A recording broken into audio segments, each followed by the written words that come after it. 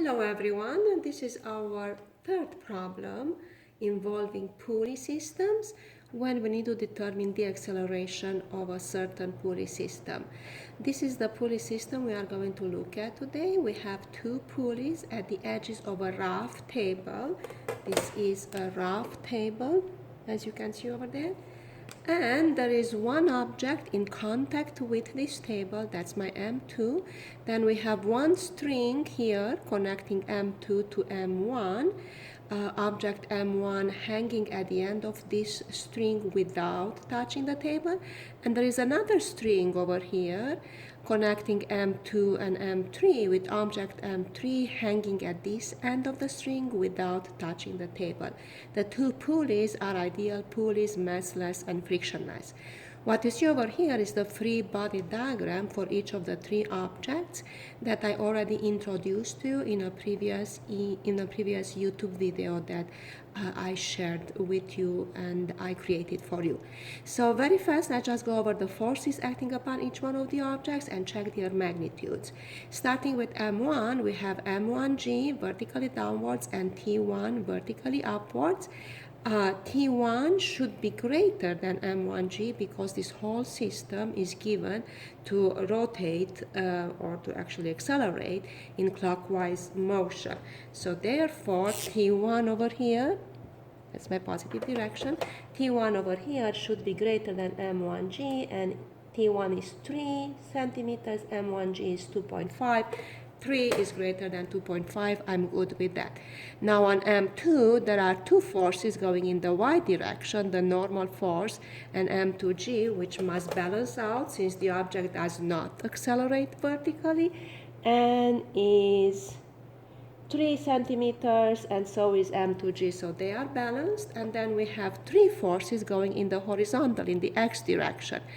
T1 to the left, it's a pull because of this string over here, and this T1 should be equal in magnitude to this T1 since this is one string, and this T1 is 3 centimeters and this was also 3, so we are good. And also because this object moves to the right on the table, there is a force of kinetic friction to the left. Now T2 is the pull because of this string, as I said, which must be equal to in magnitude to T2, which is the pull on this object M3. M3 is acted upon by T2 and by M3G. Let's check the T2 first.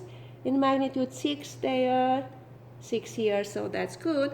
And M3G should be greater than T2 because this object accelerates downwards. Well, M3G is 8, 8 is greater than 6, so we are good with all the magnitudes. The next thing we are going to do is write the equations. For M1 and for M3, we have forces going in one direction only, so we're going to have F net 1 equals M1A, and F net 3 equals M3A. However, for M2, we have forces going parallel to the table and perpendicular to the table. We have our x-axis and our y-axis. The positive for x was already determined by the clockwise acceleration of the entire system, but vertically we did not pick a positive direction yet. I am right now going to consider upwards to be positive there. Now we are going to have an F net x2 and an F net y2. Now F net y2 must be equal to 0, while F net x2 is going to be equal to M2A.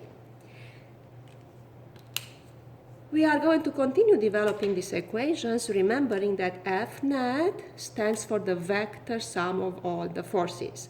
So let's go ahead and start with F net 1. There are two forces acting upon M1.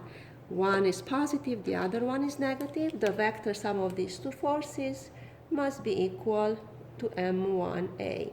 The positive force is T1 in blue. The negative force is M1G in black.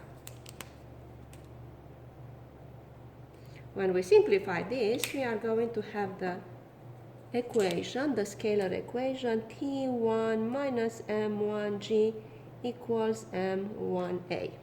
Moving to the third object, we see that there are two forces acting upon m3 as well. So the vector sum of these two forces must equal to m3a. Well, m3g is positive in black, and T2 is negative in green. When we simplify this equation to get our scalar equation, we end up having m3g minus T2 equals m3a. And finally, the equations for object M2, we are going to start with the y equations over here. We have two forces on the y. Remember, we chose positive to be upwards, so the vector sum of those two forces must be 0. One force here plus another one equals 0. N will be my positive force, and M2G will be my negative force. When I simplify this, I get N minus M2G equals 0, which gives me N equals M2G.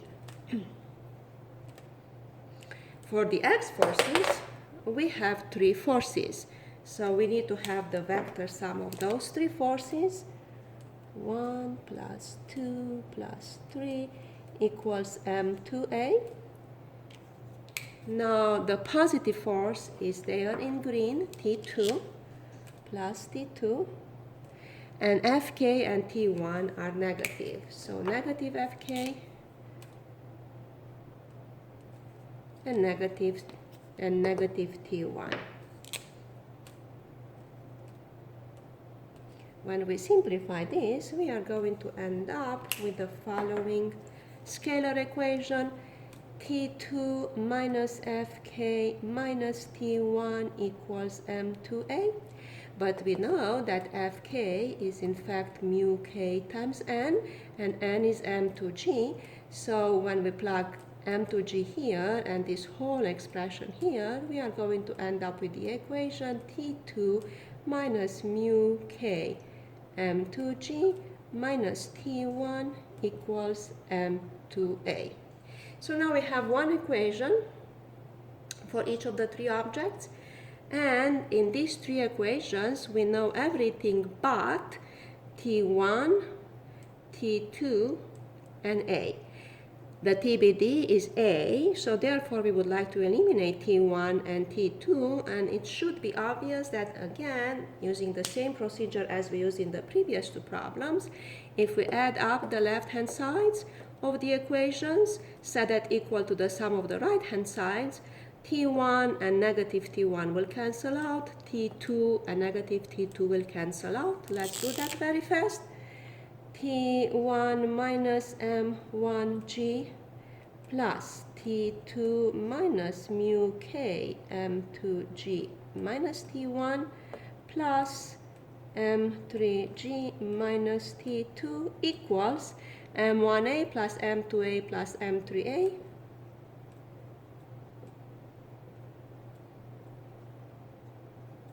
On this side of the equation, positive T1 and negative T1, positive T2 and negative T2 cancel out. We have three terms left. I'm going to factor out a G and start with the positive term here, which is M3. Then we have negative mu k M2. And then we have negative M1. And that should be equal to, I'm going to factor out an A here, M1 plus M2 plus M3 within parentheses. Now to calculate A, we just divide both sides by the sum of masses, and our answer will be G fraction bar M3 minus mu k M2 minus M1 in the numerator, M1 plus M2 plus M3 in the denominator, and that is the final answer for the acceleration of this Pulley system. Thank you.